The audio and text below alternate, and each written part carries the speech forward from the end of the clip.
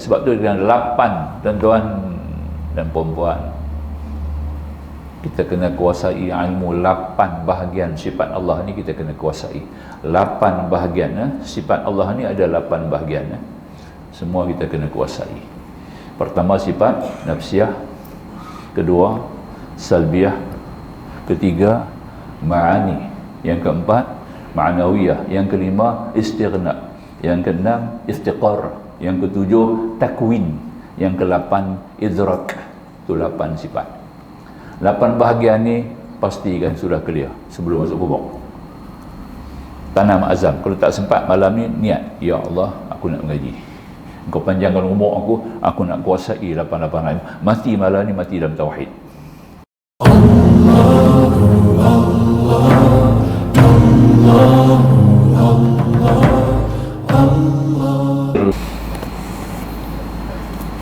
Alhamdulillah wassalatan wassalaman ala rasulillah wa alihi wa sahbihi wa man nasarahu wa walah. InsyaAllah kita sambung ya pada ayat 6.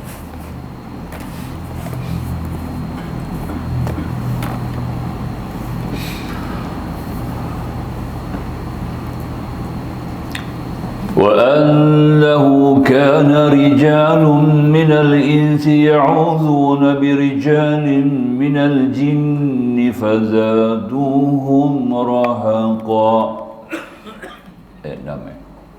Yang lebih kurang maksud dia, dan sesungguhnya adalah laki-laki berkalangan manusia di mana mereka ini memperlindungkan diri kepada beberapa laki-laki daripada jin. Maka mereka itu telah jadikan mereka menyombong, kacau balau. Ini jin beritahu dekat Nabi, ya, keadaan manusia bergantung kepada kami. Antara kami, laki-laki kami ini, ada manusia yang laki-laki berlindung, bergantung kepada jin. Istilah yang kita boleh faham, minta tolong bantu, ya, kita guna kekuatan khidmat jin. Ini salah sebenarnya, tak boleh. Ya, ayat ni memberi jelas kepada kita kesalahan besar, ya. Sesungguhnya adalah laki-laki berkalangan manusia memperlindungkan diri kepada beberapa laki-laki daripada kalangan jin. Surah ini seluruhnya mengakui bahawa jin itu memang ada. Daripada sejak zaman jahiliyah lagi, di mana orang sudah percaya akan adanya jin. Orang Arab jahiliyah ada kepercayaan bahawa di lekuk tempat yang seram-seram, di bukit, di gunung ganang, di lembah-lembah, ada jin-jin penguasa. Maka kalau mereka berjalan ke mana-mana, mereka lebih dahulu memberi hormat kepada penjaga atau penguasa tempat jin, minta tabik. Tok nenek ya, anak cucu tak reti bahasa. Bagus ya, tak reti bahasa tu betul ya. Jadi sungguh lah, ya, minta berlindung. Bahasa halus lagi dia kata penunggu. Ada penunggu. Ya. Tu jaga tu. Kepercayaan ini pun mereka rupakan merata rupanya di mana-mana pada suku-suku bangsa kita di Indonesia. Ini Hamka katalah. Kita boleh tambah di Malaysia. Ya. Melayu dan Jawa juga ada kepercayaan akan jin-jin itu, berbagai namanya pada istilah kita: dewa, dewi, peri, mambang, begu, hantu, orang sibunian, lain-lain sebagainya. Bangsa kita pun memuja dan memanggil mereka, meminta hindarkan dari bala. Setiap tahun nelayan di laut utara Pulau Jawa menghantarkan sajian kepala kerbau ke tengah-tengah laut untuk menghormati jin penguasa laut. Sekarang panggil hantu ayak. Orang Malaysia panggil hantu ayak. Dia meletak bakui, dia meletak sara. Pagi, saatnya malam maghrib kena ambil. Tapi kena ambil maghrib, tak boleh ambil siang. Maghrib pergi tengok ikan penuh. Ikan penuh dalam sara. Oh, dia syak tu lah. Ini betul ni.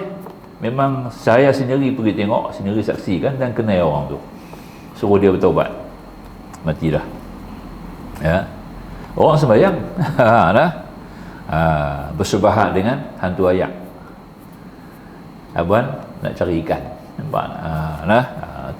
Itu dia antaranya yang kata tadi. Ini di situ sebut sebagai penguasa laut. Demikian pula di pantai timur semenanjung tanah Melayu, Kelantan, Terengganu.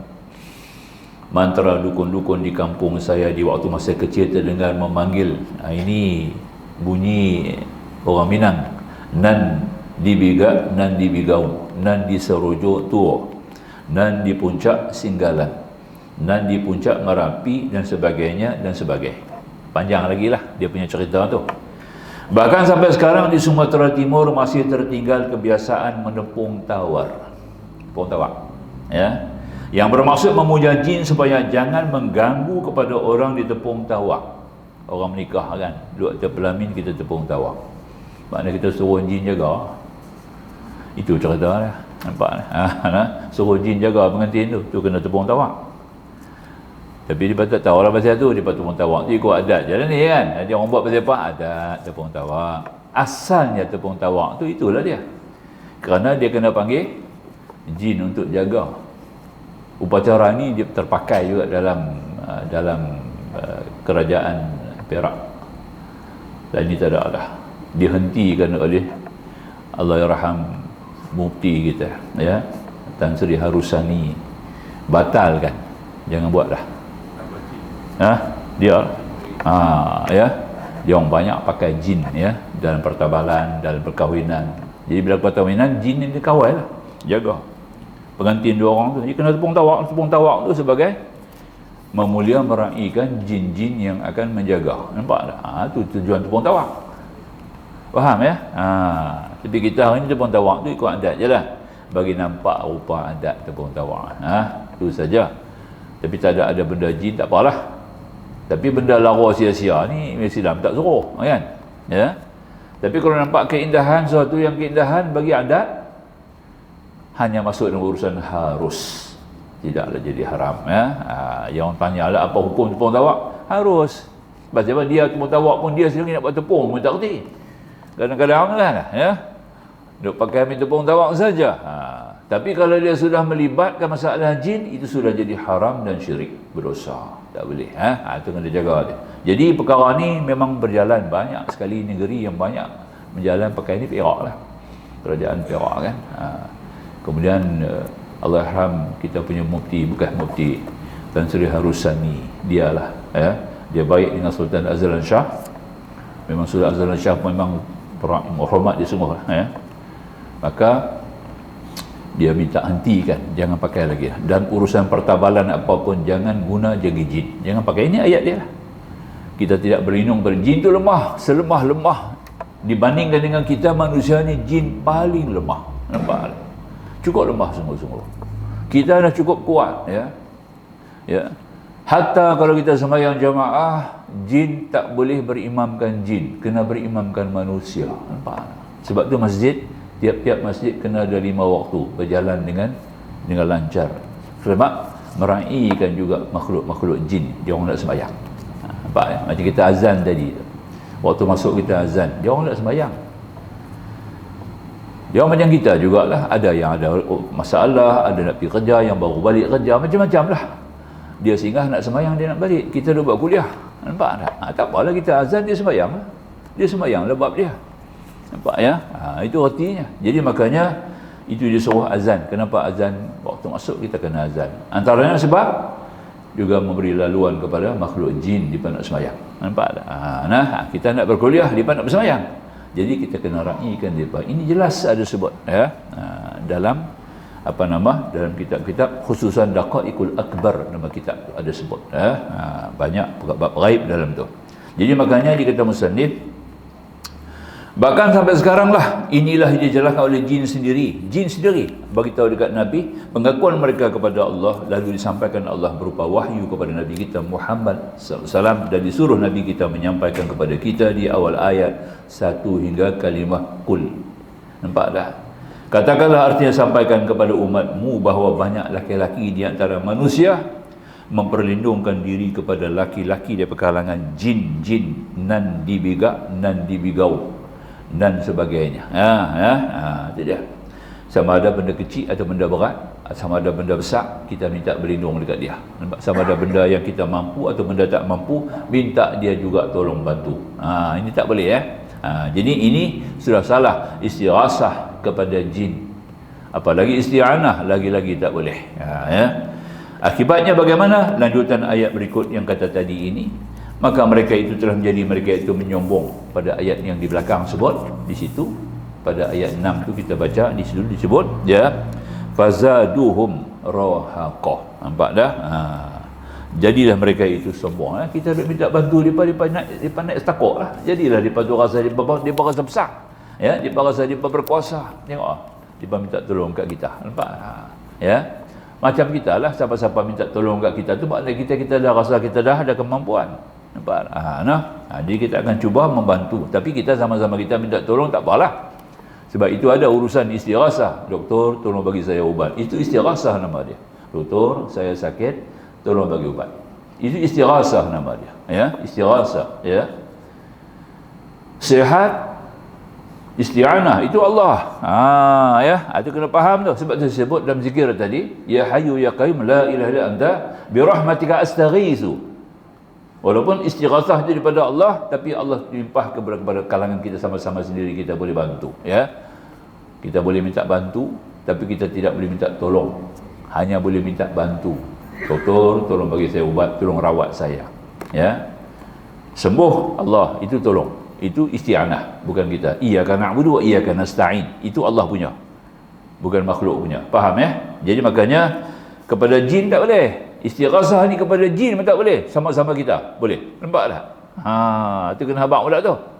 Kalau tak boleh kat jin, apakah kita pun tak boleh? Ikut hukum hanya kepada jin. Jangan minta tolong apapun. Apapun jangan minta tolong. Nampak tak? Hanya kepada manusia boleh. Sama-sama kita boleh. Tolong saya Ustaz. Saya begini, tolong saya. Nampak tak?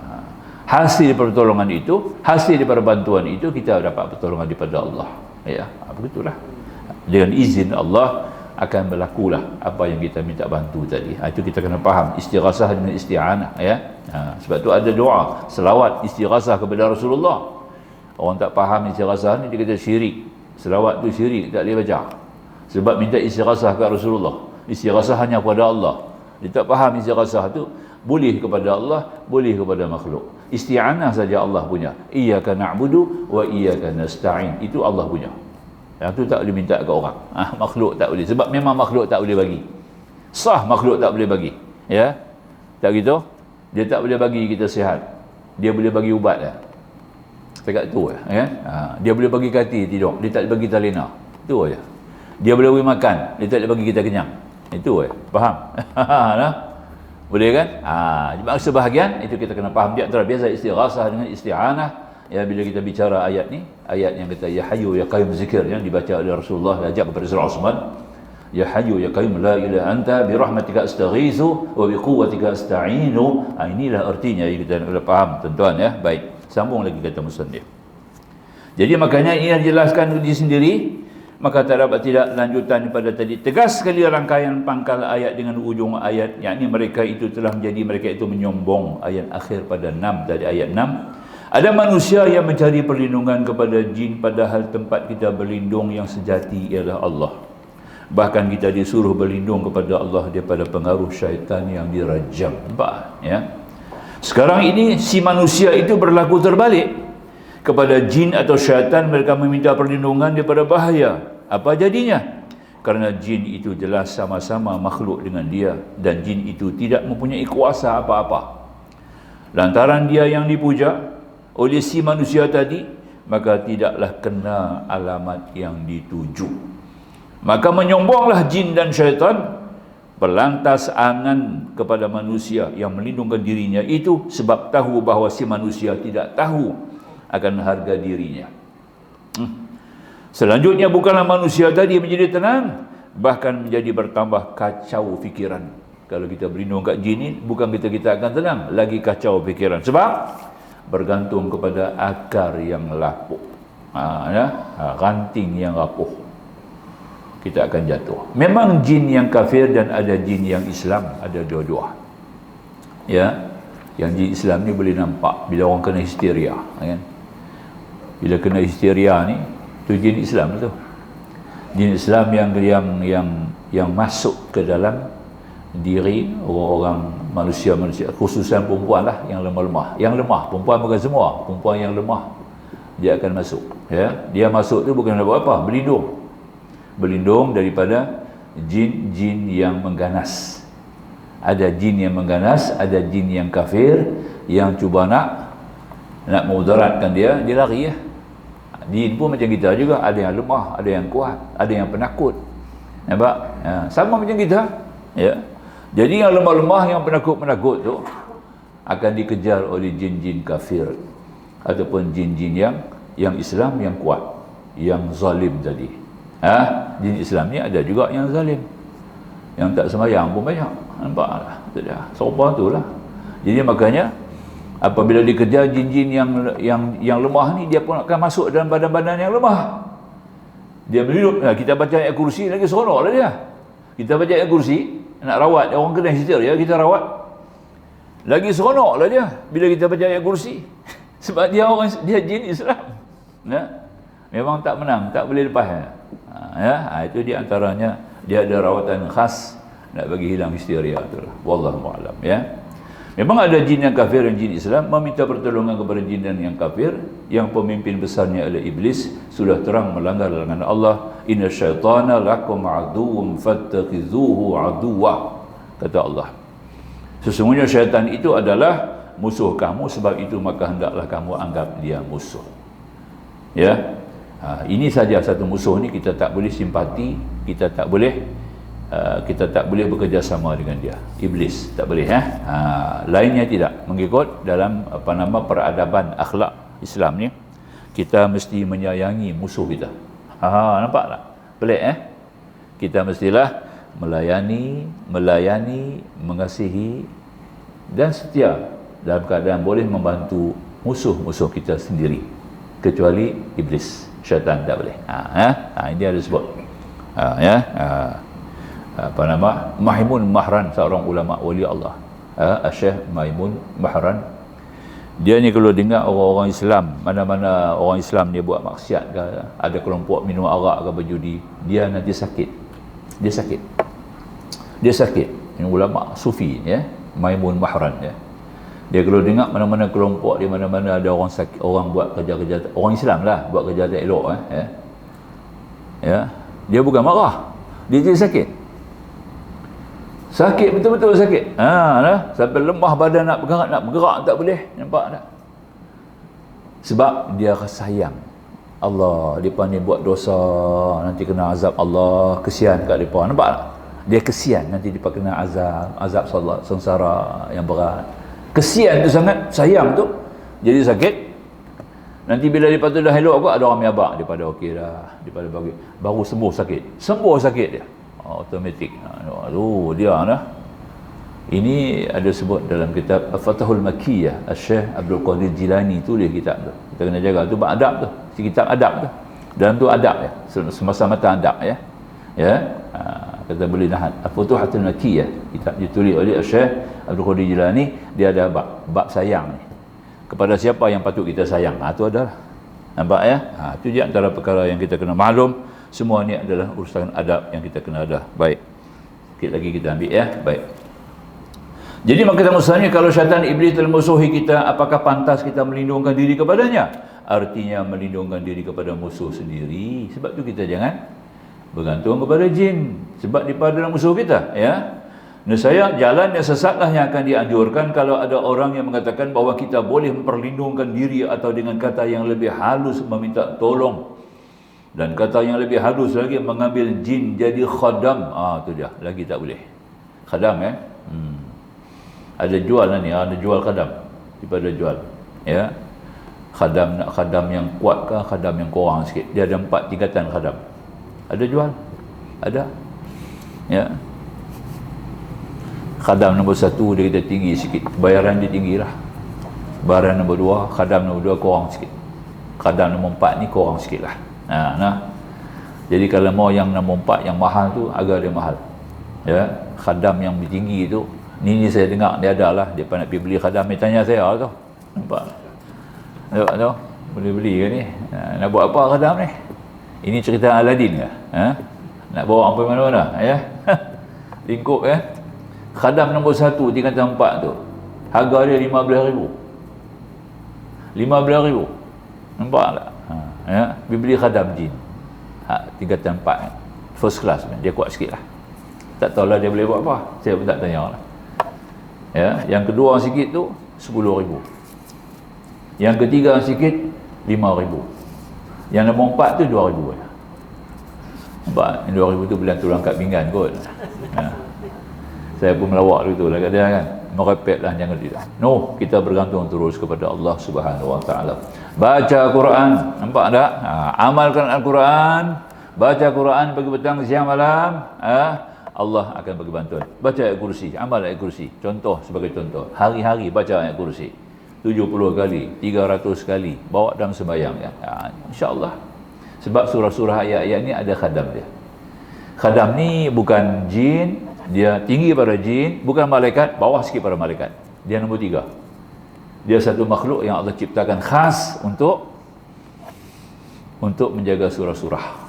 Jadi dia bukan jin, dia bukan malaikat. Dia bawah sikit pada malaikat, atas sikit pada jin. Ini untuk guru saya lah, Harun Din bagi tahu. Ngaji kat dia lah nah. Dia yang abang ni kan. Kita nak tahu juga khadam ni salah ke? Khadam ni kita tak boleh minta tolong. Kita baca Quran, Allah akan hantar bantu. Nampak tak? Ya, Allah akan hantar. Memang sungguh saya pun dah proven, benda tu dah proven. Ayat kursi ya. Sendiri diri saya sendiri ya. Itu dah ya. Kita nak musnahkan hantu raya, pakai ayat kursi. Ya, insya-Allah. Tak apalah, nanti kemudian kita cerita bab tu. Baik. Ya.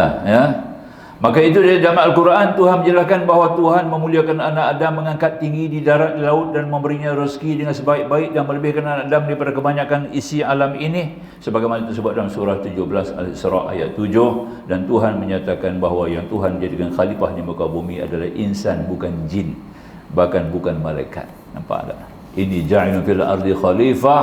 Khalifah di sini adalah manusia. Tuhan tak sebut pasal jin. Nampak ya?